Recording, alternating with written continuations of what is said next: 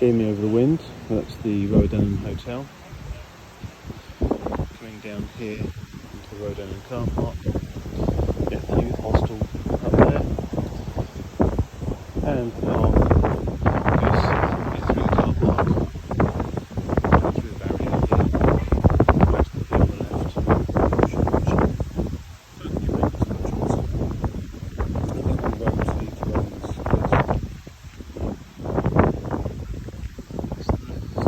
Third day. I decided to give up the rest of the day. Back down mile and a half to get to the caravan zone. And I would have to continue to find some else to camp. So I took the easy option out with the wife and she because I've got a lovely night last night in the caravan. So unfortunately though, it took a lot longer to get going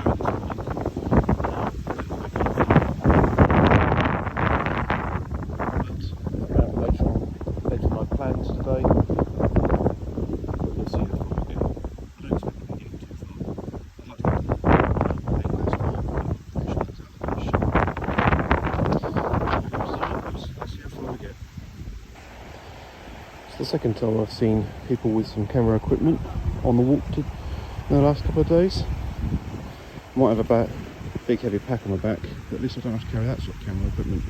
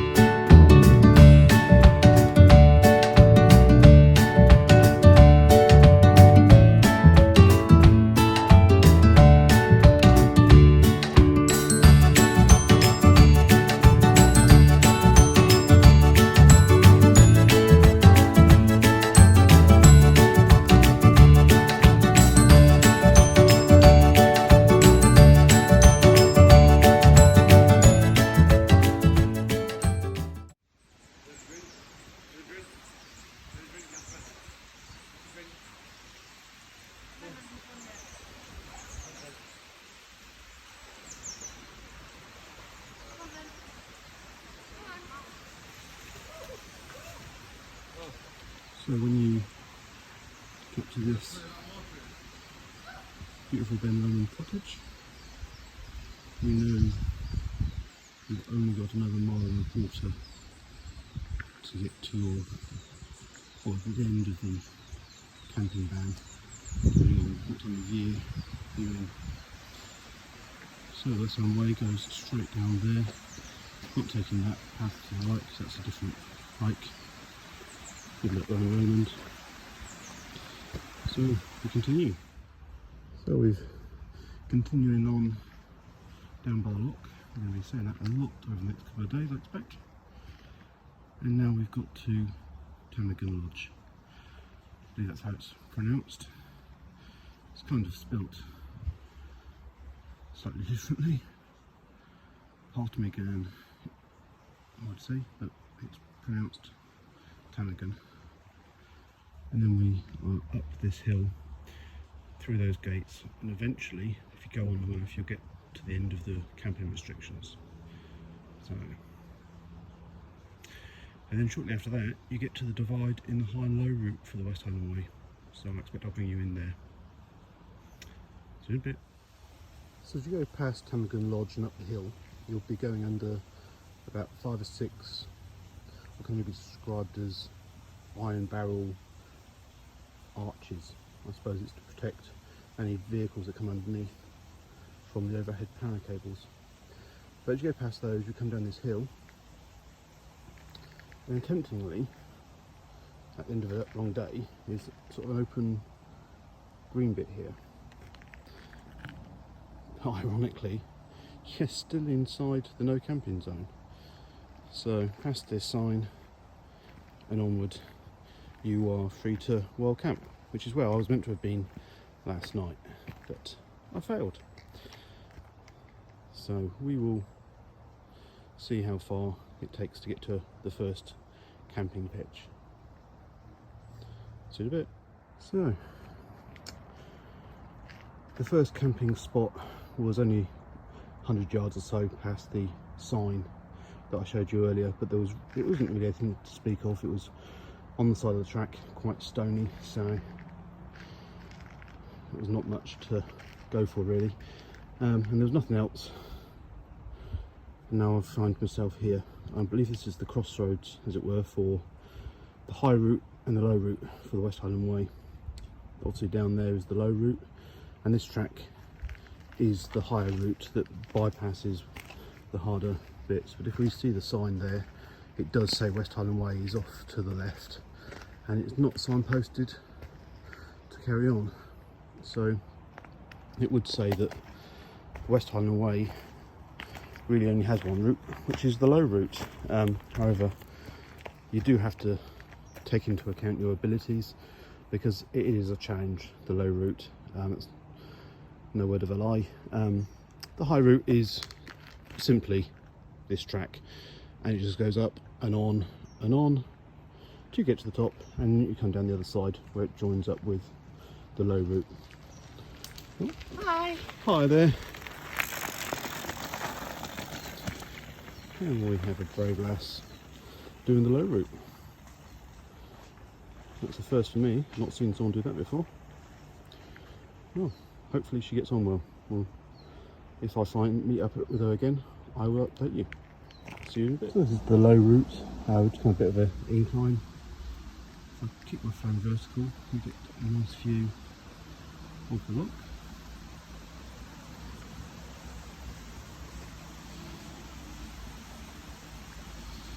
And that's where we're heading. But it is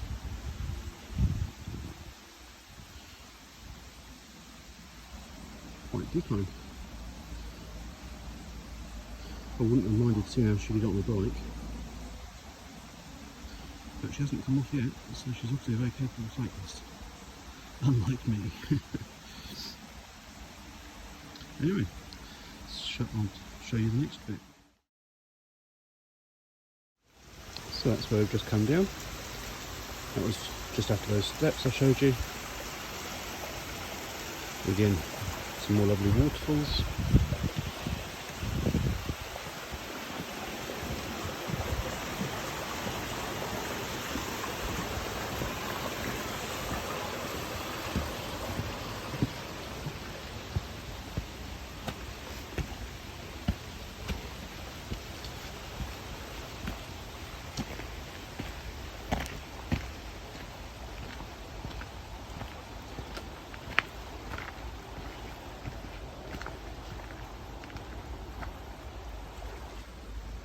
On we go. So certain sections of this lower route are a little overgrown.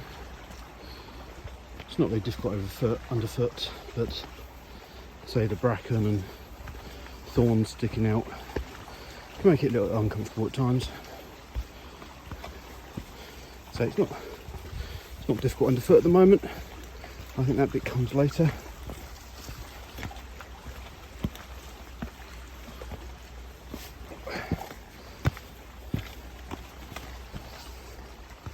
But getting a thistle or whatever in your arms as you walk by your legs can make it a little uncomfortable.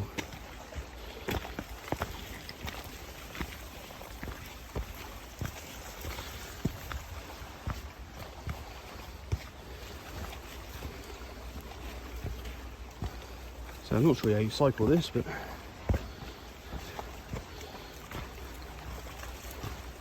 unfortunately that's not my worry. All I've got to do is put one foot in front of the other and repeat.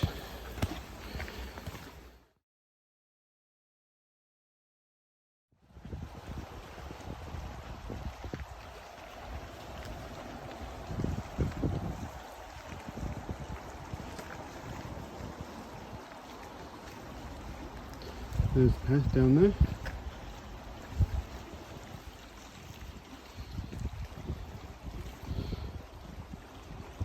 Getting a little bit more interesting.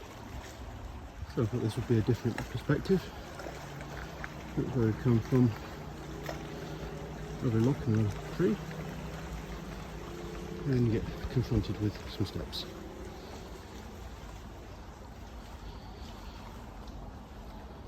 It's almost more like a wall than steps at certain angles, but I can assure you it is steps, so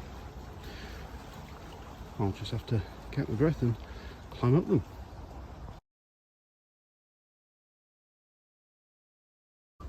So literally where that tree is, that tree there, you come up between those trees on those steps and you come down here. So it's what, a stone's throw, then you get greeted with some more steps, then you go down. I believe just over there is where it goes up again. So this is the low route for you. You make your choice, you live with it. It's a good challenge. So we're still on the low route. We haven't joined up with the main section yet.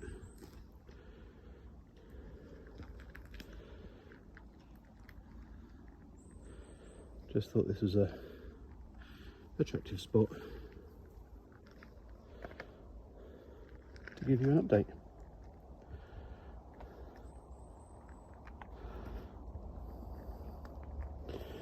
There was a building here, as you can see.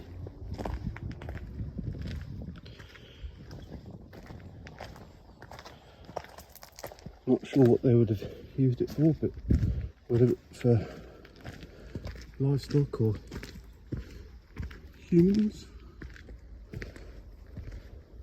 It's not a bad place to spend your time.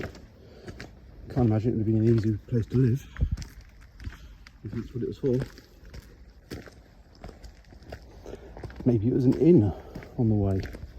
It's a nice thought, isn't it? Anyway, it's not one now, so I better crack on.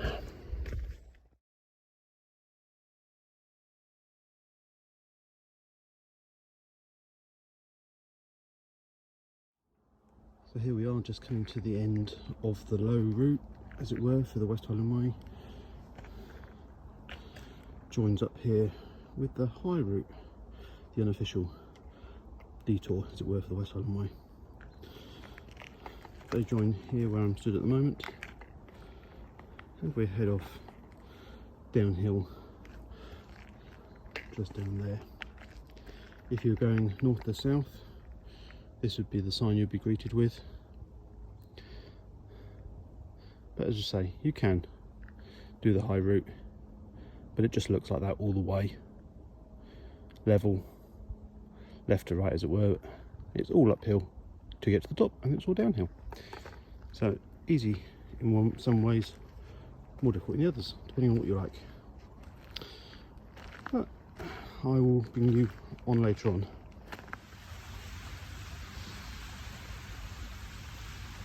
So I've decided to call it an end for the day. I've had an early day. I've been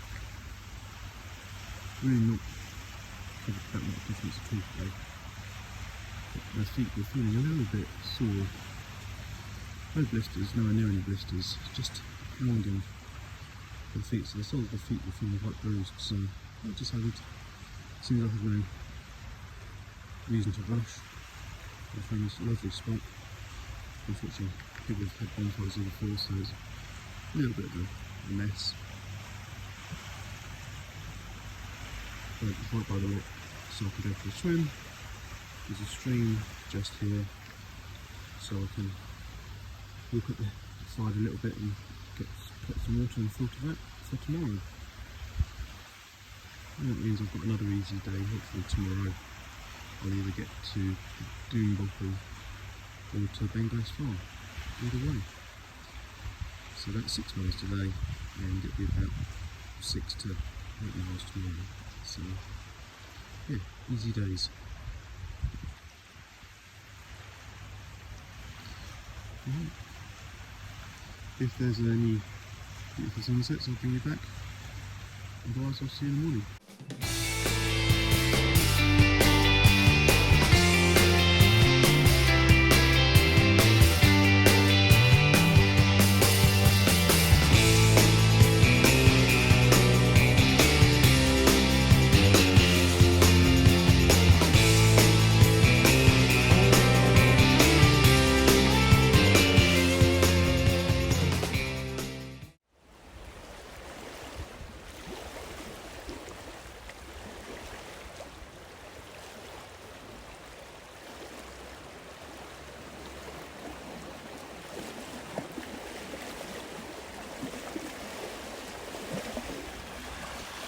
Now, just got to make my way back to the campsite and hopefully my fire's not gone out.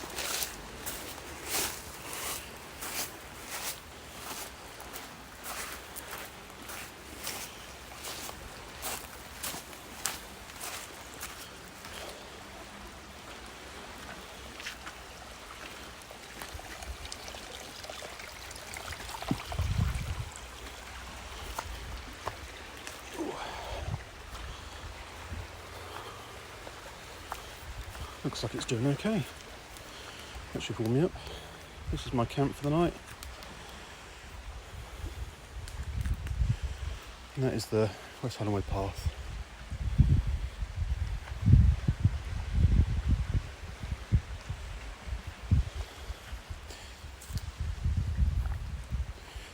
And when the bluebells are out, that entire hillside is covered in them. It's amazing.